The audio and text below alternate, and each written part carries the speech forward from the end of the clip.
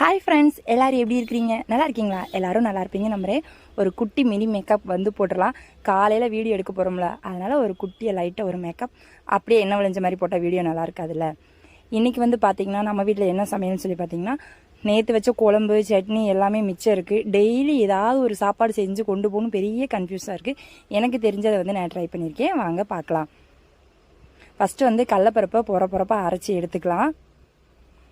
ஒரு கடாயில் எண்ணெய், கடுகு, நான் வந்து சின்ன வெங்காயம் கட் பண்ணி போட்டிருக்கேன். கருவேப்பில், 2 வரமிளகா போட்டு நல்லா வதக்கி விட்றலாம்.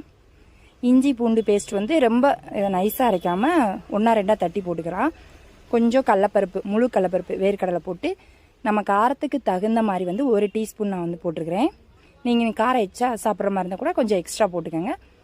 அதுக்கப்புறம் நம்ம தேவையான அளவு சாப்பாடு போட்டு நம்ம அரைச்சி வச்சுருக்கோம் பார்த்திங்களா பவுட்ரு, அதை வந்து இதை வந்து மிக்ஸ் பண்ணிடலாம்.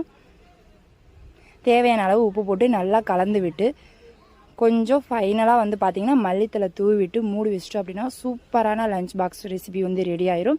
கடலைப்பருப்பு சாதம் ரொம்ப டேஸ்ட்டாக இருக்கும். இந்த மாதிரி ட்ரை பண்ணி பாருங்கள், சூப்பராக இருக்கும்.